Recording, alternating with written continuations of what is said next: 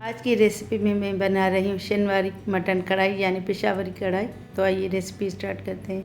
अगर आप मेरे चैनल पर नए हैं तो मेरे चैनल को सब्सक्राइब करें और बेल आइकन को दबाएं ताकि मेरी हर आने वाली नई वीडियो आपको सबसे पहले मिले। सबसे पहले ये मैंने कढ़ाई में 1 कप कुकिंग ऑयल लिया है। आप इसको घी में भी बना सकते हैं। वैसे घर पर हम बना रहे हैं तो हम कुकिंग ऑयल ही लेंगे। वैसे होटल में घी में ही बनाते हैं और ज़्यादातर चर्बी में भी बनाते हैं। अब इसमें मैंने ये 1 टेबलस्पून अदरक, 1 टेबलस्पून लहसुन और ये 1.5 टीस्पून सफ़ेद ज़ीरा इसको डाला है। वीडियो ऑन नहीं हो सकी थी इसमें। अब मैं इसको भून लूँगी।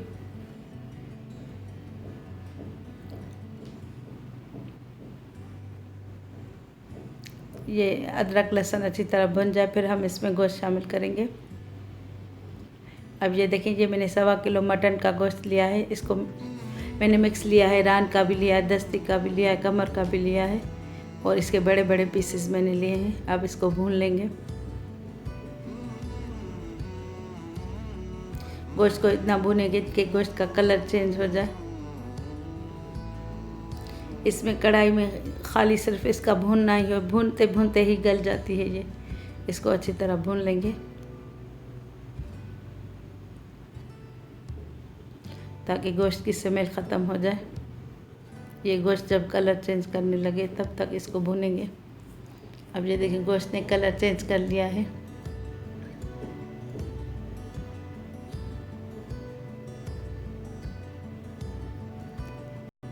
गोश्त ने अपना पानी थोड़ा सा छोड़ दिया है। अब ये मैं 1 टीस्पून इसमें नमक डालूँगी।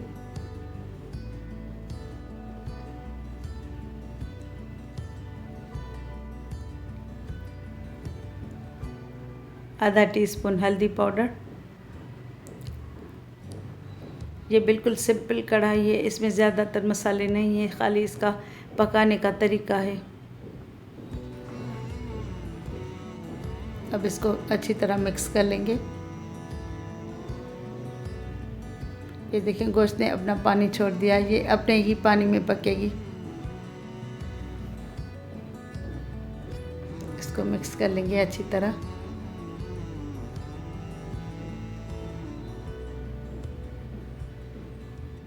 अब मैं इसको थोड़ी देर ढक देती हूँ।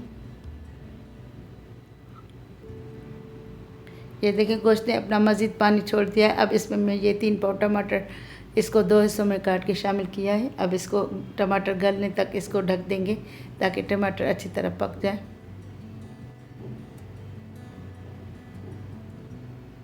इसको मैं उल्टा करके टमाटर को रख रही हूँ ताकि ये टमाटर अच्छी तरह इसमें पक जाए। दबा देंगे इसको गोश्त में अच्छी तरह। अब मैं इसको ढक के पकने के लिए रख देती हूँ। 5 मिनट हुए हैं। मैं देख रही हूँ कि टमाटर गले हैं ये नहीं। अभी ये पूरी तरह नहीं गले। मैं इनको फिर ढक के रख देती हूँ पकने के लिए। अब ये देखिए, टमाटर अब गल चुके हैं। इसको मैंने 10 मिनट तक दरमियानी आंच पे पकने के लिए रखा था ताकि ये पहले टमाटर गल जाए, फिर हम इनको भून लेंगे ताकि टमाटर इसमें घुल जाएं। अब इसको अच्छी तरह भूनेंगे तब तक जब तक ये टमाटर इसमें मिक्स नहीं हो जाते और गोश्त भी बन जाए।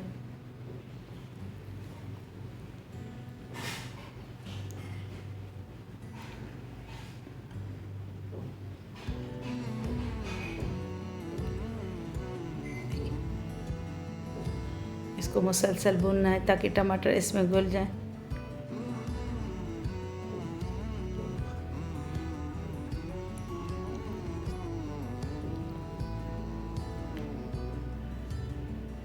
इसको अच्छी तरह भून लेंगे ताकि टमाटर का कच्चापन ख़त्म हो जाए। टमाटर में हल्की की कसर थी तो इसलिए मैंने ढक दिया। अब ये मैंने 8-10 इसमें साबुत हरी मिर्च छोटी डाली हैं। बड़ी हो तो आप 6-8 डाल दीजिएगा। अब इसको और मज़ीद भून लेंगे।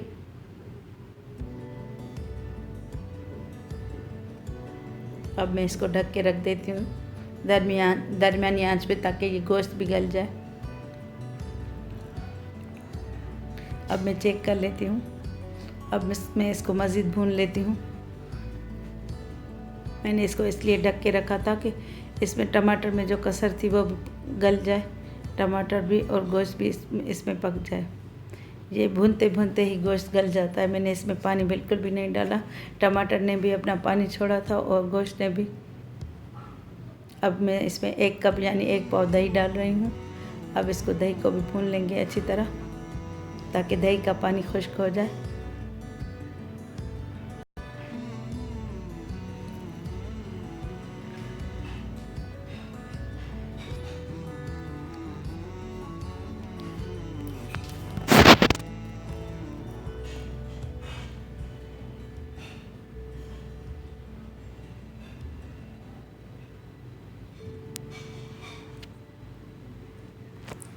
इसको अच्छी तरह भुने, मुसलसल भूनते भूनते जाएं, ताकि इसका पानी भी खुश्क हो जाए। ये जो टमाटर का बीज का हिस्सा होता है, टमाटर की हड्डी, वो इसमें नहीं घुलती, इसलिए मैंने इसका पीस एक निकाल लिया था।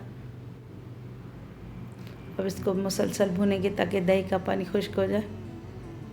दही ने भी अपना पानी छोड़ा, गोश्त का पानी, दही का पानी और टमाटर का पानी, ये उसी में ही गल जाएगा गोश्त, क्योंकि बकरे का गोश्त है तो ये जल्दी गल जाता है।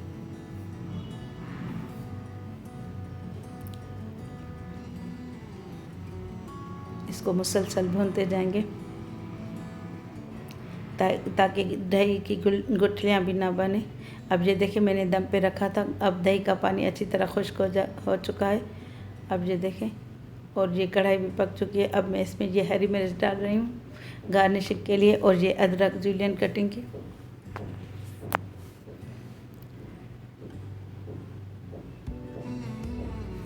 ये देखिए मैं चेक कर रही हूँ, गोश्त चेक करके आपको दिखाती हूँ। ये देखिए ये गोश्त ने हड्डी छोड़ दी है। ये देखें ये अब गल चुका है अच्छी तरह। ये देखें हड्डी इसकी बिल्कुल अलग हो चुकी है, ये इतना गला है, भूनते भूनते ही गल चुका है ये। अब मैं इसको डिश आउट करती हूँ।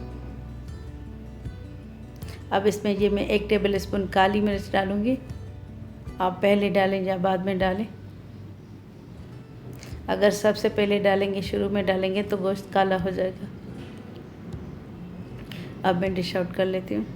ये देखें, अगर आपको ऑयल ज़्यादा लगे तो आप एक्सेस ऑयल इसका निकाल लीजिएगा, क्योंकि कढ़ाई इसमें ज़्यादा ऑयल में ही भुनती है। ज़्यादा ऑयल या घी इसमें ज़्यादा ही डालते हैं, ये ज़्यादा डालने की वजह से ही जल्दी गल जाती है। ये बग़ैर पानी के मैंने पका ली है। इसमें देखिए आपने किस तरह गल चुकी है। मार्केट में भी इसी तरह गला लेते हैं भूनते भूनते ही।